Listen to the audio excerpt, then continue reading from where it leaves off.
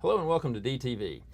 Welcome back for our next segment with Jamie Ballinger, who's running for the 7th State Senate District in Tennessee.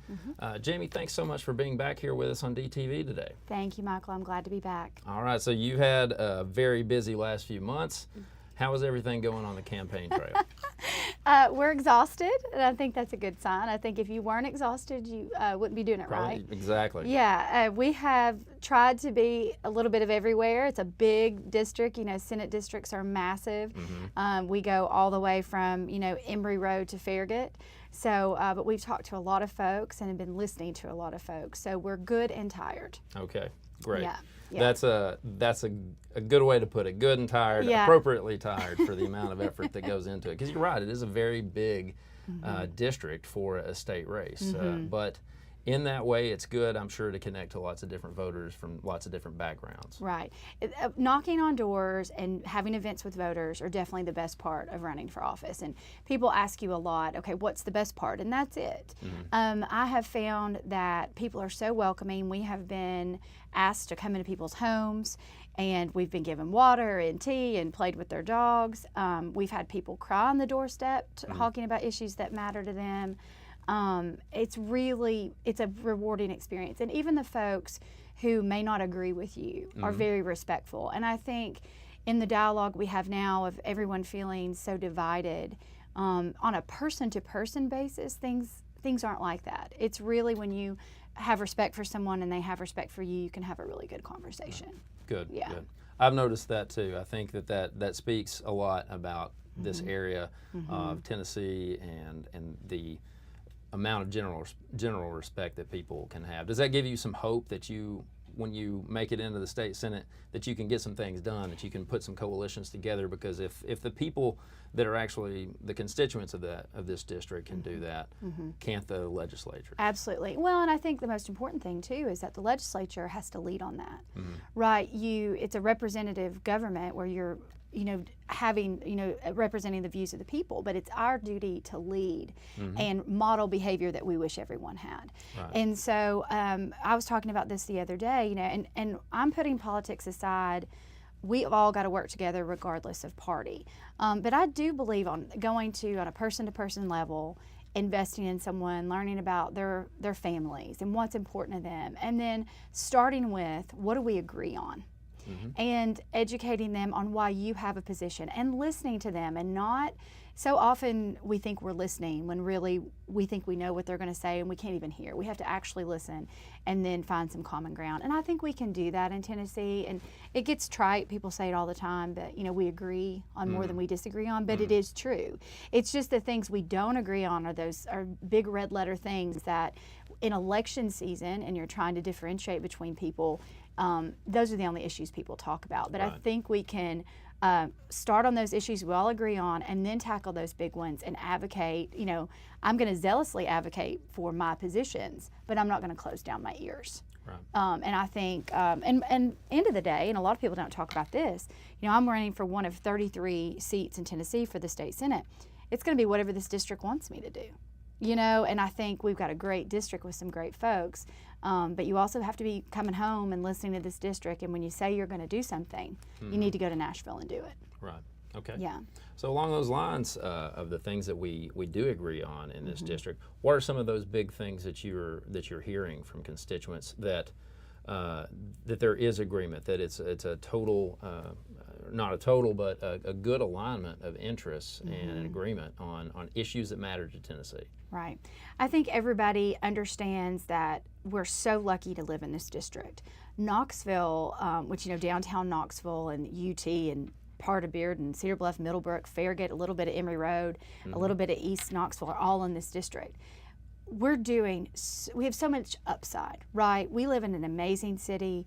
There's so much good small businesses and large businesses here. I think everybody's excited about the opportunities in Knoxville. And I agree. I think we can be on the forefront of a lot of industry here. We're a perfect place to do it. And it's a great town for people to move to and start their businesses.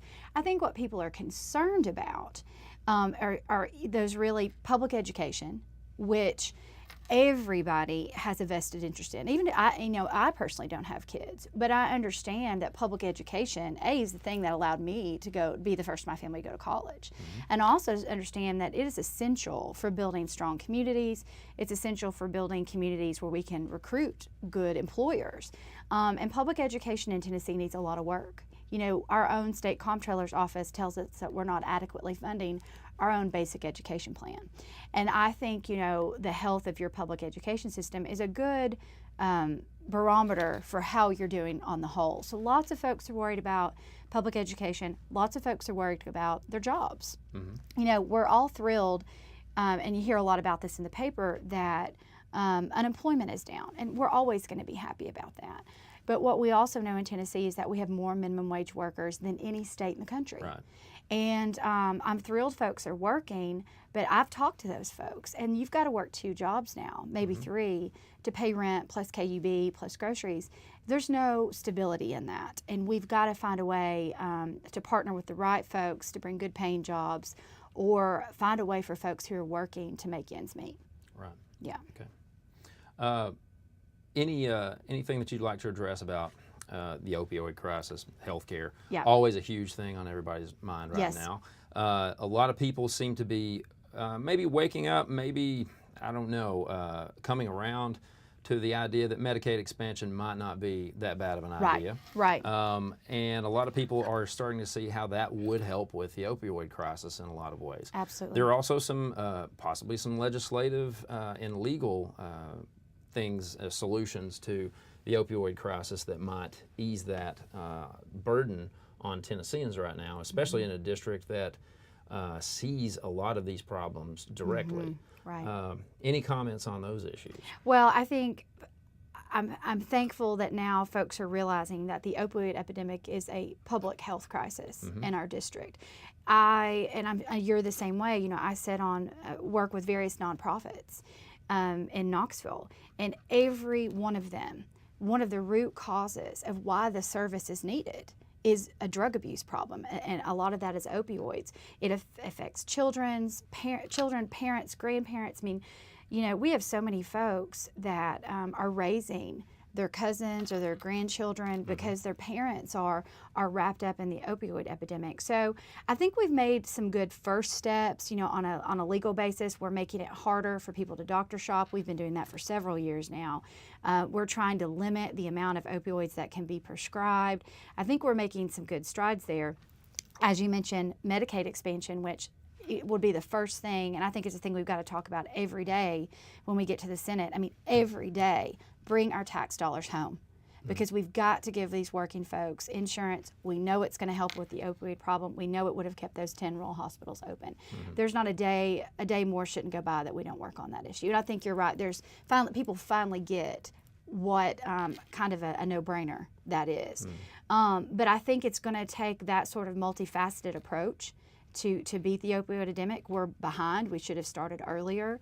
And I will say that we're going to have to put a lot more money into prevention. I think we're focused on treatment a lot right now, which is absolutely essential, but we're going to have to put a lot of dollars in prevention, because once people get started on these, it's a tough road to come back. Right. Absolutely true. Prevention, definitely the name of the game when it comes to substance abuse. Right. Going back to the race directly here, it's no secret your opponent is an incumbent. Yes. The Republican here that's held this seat for a few years. Before that, another Republican. So it's been a while since the Democrats held this seat. Yeah. What are some of the issues, problems that we've seen over that? And more importantly, how are the next years going to be different with you in office versus a continuing of that same viewpoint? Well, thank you, Michael. It's a great question. And I will say that the incumbent, not a bad guy. And I'm thankful for that, right? And I'm never going to say I'm not a negative person, and I won't dig around in the dirt with anyone, and I certainly wouldn't need to. But I think your life experiences determine a lot about how you're a senator. And so, my folks, everybody knows, my dad who's met me, my dad was an electrician, my mom worked at Kmart. I'm so proud to be from, really hardworking folks. And I grew up in a very normal kind of environment. And so my focus is going to be on working people. and what we can do to make their life better. Now, of course, that takes the private sector. I mean, I'm an attorney by trade.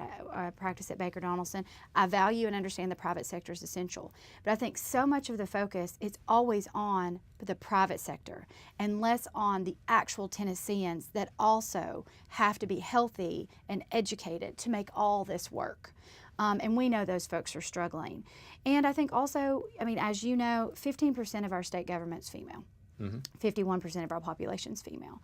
I would never want somebody to, I would never vote somebody just because of their gender. But we got to have a state assembly that represents our population. And women are as complex as men. We don't agree. You know, we're just people. But we need to be in the room because our life experiences are different. And we can bring issues like affordable child care and access to necessary medical care and all those things. We're going to have a different perspective on that. And we're going to advocate for those things in a different way. And I think we just have to be in the room to make that happen. Right. I agree. And with this seems like the time for this to happen. Yes. Especially, you know, with you as a candidate, a very strong female Democratic candidate. This is why I think a lot of our viewers see the need to get involved right now. So what are some of the things that they can do to help out your campaign directly and kind of tie them into your path for victory? What will their contributions do to help you get this seat? Right. Well, I'll tell you, I mean, we're so proud that we are a grassroots campaign, and I know that gets thrown around a lot, but I'll tell you, it's hard, but it's the right way to do it. You know, we've got 600 individual donors. The gentleman I'm running against, his last disclosure, I can't remember. Well, his last disclosure, I think he had 4, and he had a lot of PAC money. We're very proud of that. So I would say, hey, come with us and knock doors. You're very proud of the grassroots. Right, the grassroots, right. Your campaign. It's hard to get that many people to invest in your campaign, but that's what makes it meaningful. So we need you to come knock doors with us. We need you to make phone calls with us.